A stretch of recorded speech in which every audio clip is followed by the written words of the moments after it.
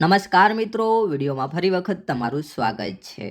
હાલ તમને લોકોને ખબર જ છે, ગુજરાતના ખૂબ જ જાણીતા અને મોટા સિંગર કલાકાર એટલે કે કિંજલ દવે જે છે એમણે પોતાની બીજી સગાઈ કરી છે। આ પહેલાંની સગાઈ જે છે કોઈ કારણોસર તૂટી ગઈ હતી, તમે બધા લોકો જાણો જ છો। ત્યારબાદ કિંજલ દવેએ બીજી સગાઈ કરી છે અને એ સગાઈ કરી છે ત્યારબાદ કિંજલ દવેની ઘણી બધી મુશ્કેલી વધી છે।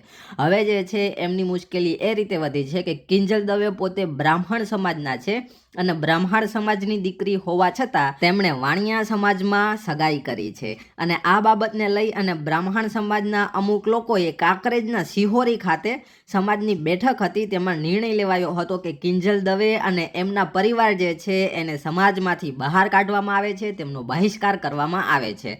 અને ત્યારબાદ કિંજલ દવે જે છે એમનું એક સૌથી મોટું નિવેદન આવ્યું છે, સોશિયલ મીડિયામાં એણે વિડીયો મૂક્યો છે। એ વિડીયો હું તમને આગળ બતાવીશ। એટલે વિડીયોમાં કિંજલ દવે શું કહે છે એ બધું તમે સમજજો, જાણજો અને ત્યારબાદ કોમેન્ટમાં કહેજો કે કોણ સાચું છે કોણ ખોટું છે, તમે કોના પક્ષમાં છો એ બધું મને કહેજો। અને કિંજલ દવે જે છે એ વિડીયોમાં ઇમોશનલ પણ થઈ ગયા હતા, એમની આંખો જે છે એ સેજ ભરાઈ આવી હતી, નમ થઈ ગઈ હતી, એ રોવા જેવા થઈ ગયા હતા। તો ચાલો હવે હું તમને એ પૂરેપૂરો વિડીયો બતાવી દઉં। જય માતાજી, હર મહાદેવ મિત્રો। મારા જીવનના એક નવા પડાવની શરૂઆત કરી રહી છું, ત્યારે જેટલા પણ લોકોએ મને શુભેચ્છાઓ આપી, મને પ્રેમ અને આશીર્વાદ આપ્યો હોય, દરેકનો હું દિલથી આભાર માનું છું।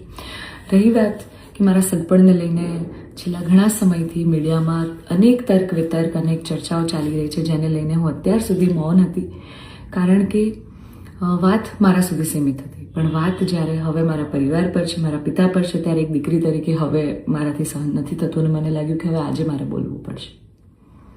એક બ્રહ્મકન્યા હોવાનું, એક બ્રહ્મ દીકરી હોવાનું મને એટલું ગૌરવ છે કે જેને હું કદાચ શબ્દોમાં નહીં વર્ણવી શકું। અને હું અહીંયા સુધી પહોંચી છું એના માટે શિક્ષિત અને સમજણી જે બ્રહ્મશક્તિઓ છે, બ્રહ્મ સમાજના લોકો છે, એમનો ખૂબ ખૂબ ફાળો રહ્યો છે મારી આ જર્નીમાં। અને હું તો નસીબદાર છું કે મને 18 વર્ણના લોકોનો પ્રેમ અને સપોર્ટ મળ્યો છે અહીંયા સુધી પહોંચવામાં। મારો પરિવાર તો છે જ, મારી ઢાલની જેમ મારા પિતા છે મને સપોર્ટ કરવામાં, પણ આપ સૌનો પણ ખૂબ ફાળો છે।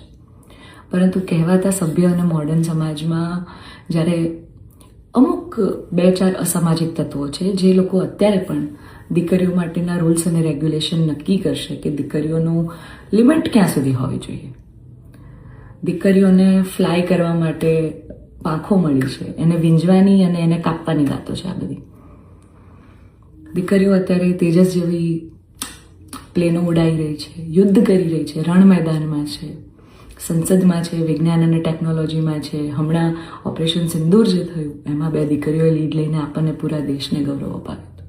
ત્યારે શું 2-4 આવા અસામાજિક તત્વો નક્કી કરશે કે એક દીકરીનો લાઈફ પાર્ટનર ચૂઝ કરવાનો શું એને હક નથી? હું બહુ નસીબદાર છું કે મને એવો પરિવારને એવા પિતા મળ્યા છે જે મારી ખુશીમાં ખુશ થાય છે અને મારા નિર્ણયને જે મેં હરખે વધાવી લીધો છે। કારણ કે ઓફકોર્સ હું એક એવા પરિવારમાં જઈ રહી છું કે જે આખો ભક્તિમય પરિવાર છે, બહુ જ પરિવારના લોકો અને મારો પાર્ટનર મને એટલો પ્રેમ કરે છે કે જેમને હું જે છું, જેવી છું, જે પણ છું, મને ખૂબ આદરથી, સત્કારથી એ લોકો સ્વીકારી છે। રાત દિવસ જ્યાં ગાયત્રી મંત્ર, નવકાર મંત્રના જાપ થાય છે, આવા પરિવારમાં હું જઈ રહી છું, મને ખૂબ જ ગૌરવ છે।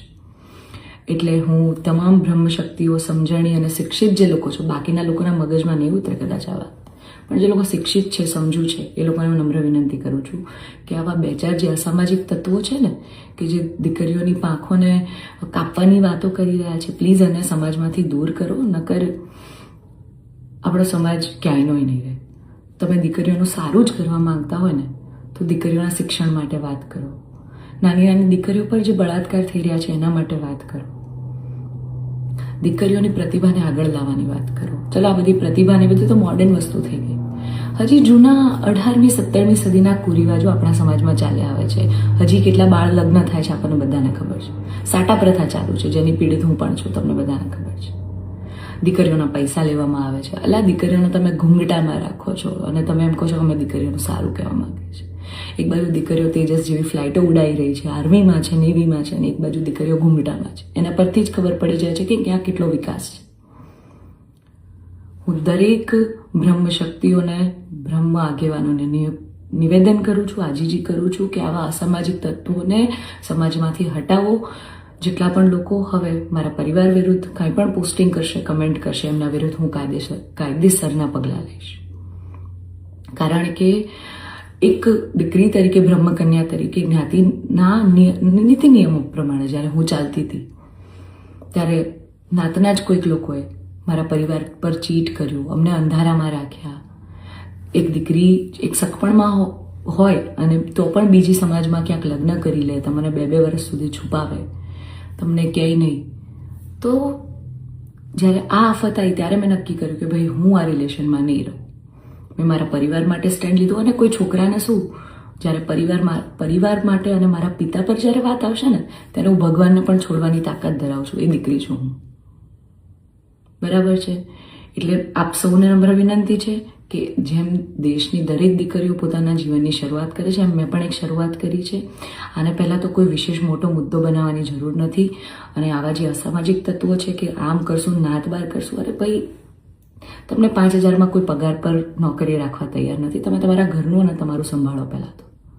અને આવા અસામાજિક તત્વોને, તમામ બ્રહ્મ શક્તિઓને, શિક્ષિત અને સમજણા જેટલા લોકો છે એમને મારી વિનંતી છે કે આવા સામાજિક તત્વોને તમે દૂર કરો સમાજમાંથી, જેથી દીકરીઓ ડરે નહીં અને એમની પ્રતિભા આગળ આવે અને સમાજનો વિકાસ થાય.